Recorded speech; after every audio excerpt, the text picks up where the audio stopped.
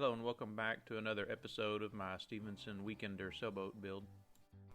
In this episode I'm going to work on the rigging and the sails. Here I'm getting the blocks put on the gaff. I use this Loctite thread locker to keep the nuts from loosening on their own.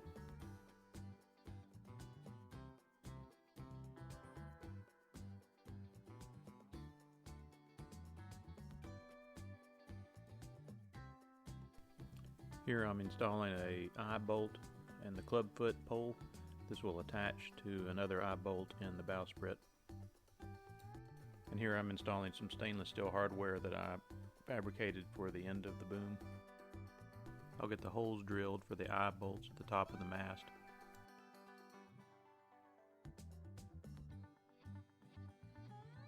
This eye bolt is where the shrouds will attach. This one has a set of two single pulleys that the peak halyard will attach to, and this one is a double pulley that the throat halyard will attach to. To get the bowsprit permanently attached, I first attached the club foot to that larger eye bolt, and then had to cut that larger eye bolt down to length.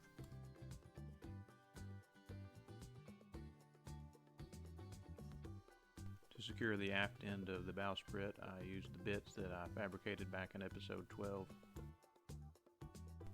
Here I'll get a cleat attached to the top of the rudder box. This is used to lock the rudder itself either in the up position or the down position. And then I'll get the rudder box reattached to the boat and the steering mechanism hooked back up.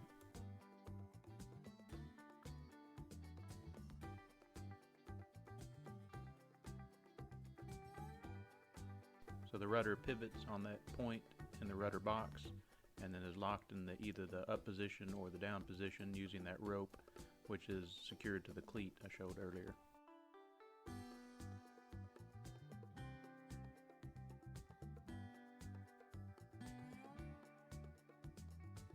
I bought and installed some nice hatch latches for both the front hatch and the back hatch.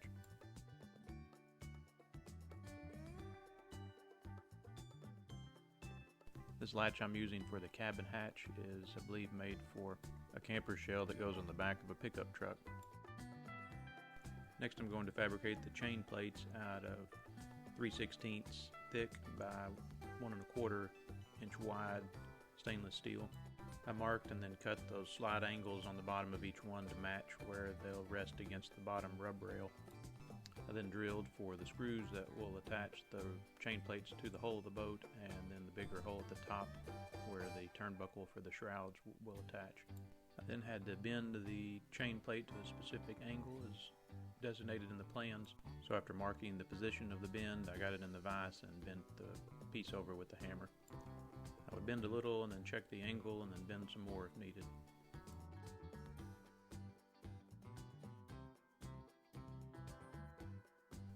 I then got the marking die cleaned off and will get the pieces sanded and then buffed to a polish.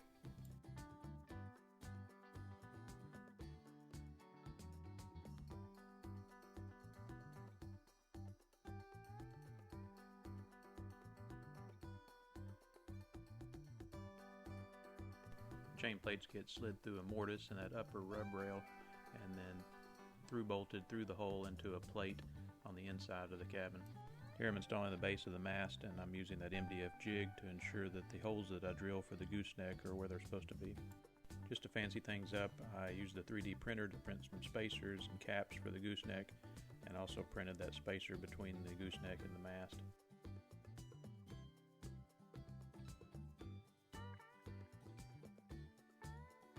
I'll get the top of the mast screwed to the hinge, and then I'll get the gooseneck attached to the boom.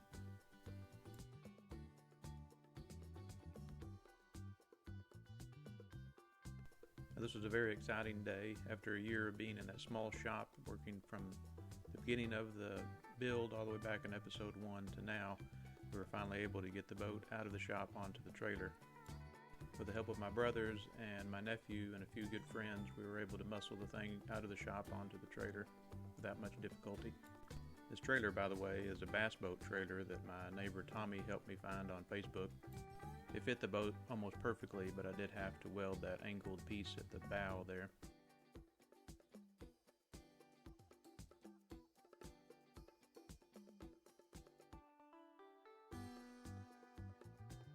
Now that the boat was on the trailer and I knew where to put it, I installed this eye bolt that will be used to attach the boat to the winch of the trailer.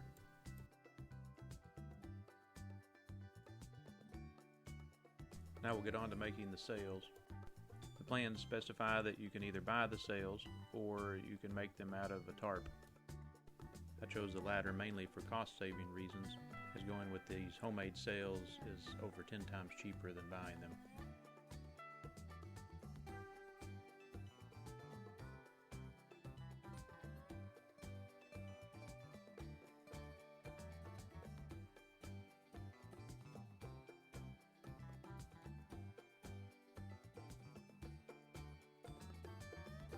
Plans call for reinforcing the edges of the tarp with duct tape.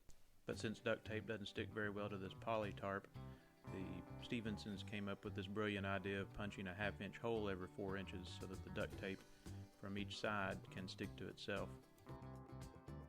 So the method was to punch the holes, put a strip of tape down one side of the tarp, flip it over and put a strip on the other side of the tarp, and then a third strip of tape on the edge folded over on itself.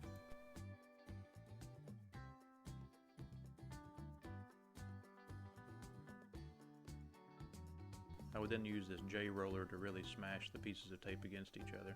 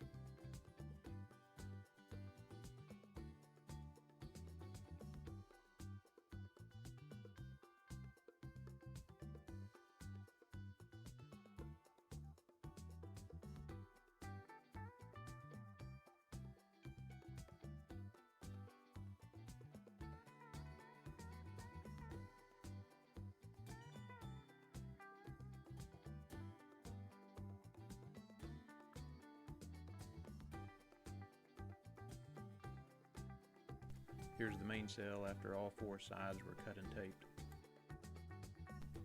Next, the plans call for placing a grommet every 11 inches along the designated sides of the sail. Here I'm using that 1/2 inch hole punch again, and then I'll use this grommet press tool to place the grommet.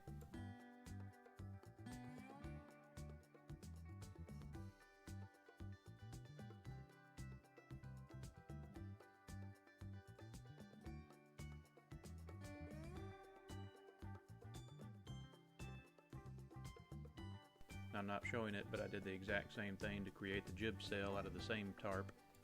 Plans recommend using slices of 3/4 inch PVC pipe to make the jib hanks that attach the jib to the forestay. But I want to see if I can make something on the 3D printer that might look a little better. I'll have to report back later on how these things hold up to the beating they're going to take. For anyone interested in the 3D printing, I'm using PETG filament for this. And here's the finished jib sail with the hanks installed. I'll show you how these hanks attach to the forestay here in just a little bit.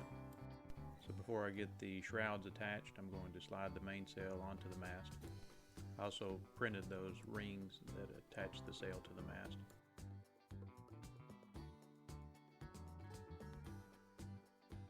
To start the shrouds, I'm going to get these turnbuckles placed and fully extended.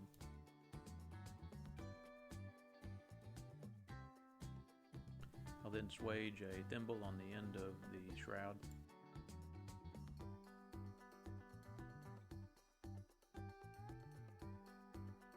The shroud is attached to that chain plate and then run through the eye bolt at the top of the mast. The mast is then stood upright and the shroud is pulled tight so that I can get the correct length to cut it to attach to the turnbuckle for the other chain plate.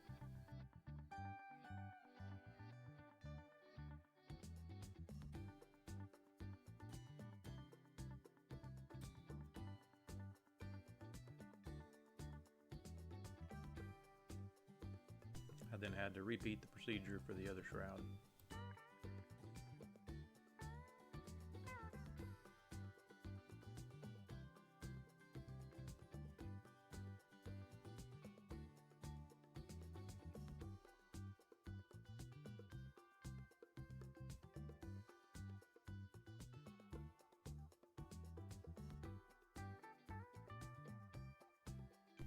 Next we'll get the forestay attached.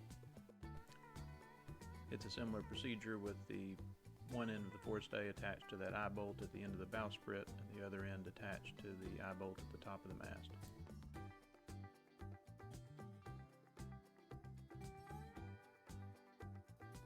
I then use those screw together cable ties at the midpoint of each of the shrouds to keep them from sliding side to side.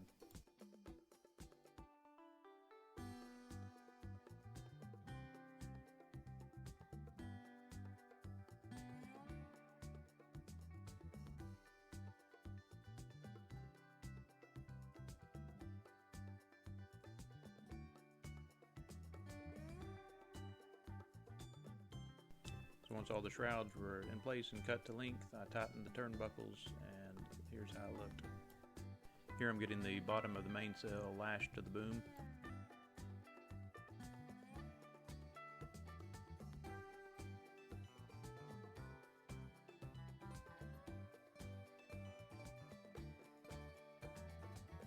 And the top of the mainsail lashed to the gaff. You can also see in this shot that I have attached the throat halyard and the peak halyard to the gaff.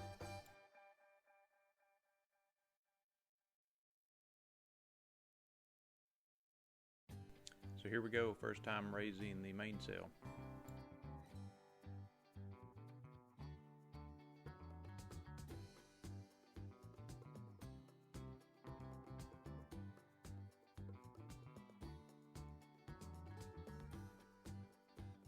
Here's a quick shot of how everything looks up there at the top of the mast.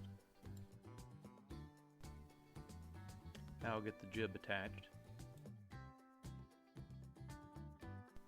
These hanks work by sliding them on at a 90-degree angle and then turning them so that they clip onto the cable, as you can see there. Here I'll get the block for the main sheet put in.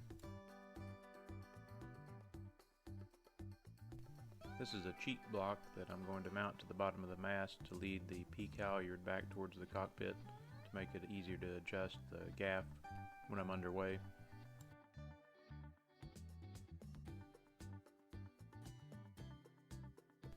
Also at the base of the mast is a cleat to tie off the throat halyard. And then the last block I'll get in place is this one on the foredeck that helps me control the clubfoot.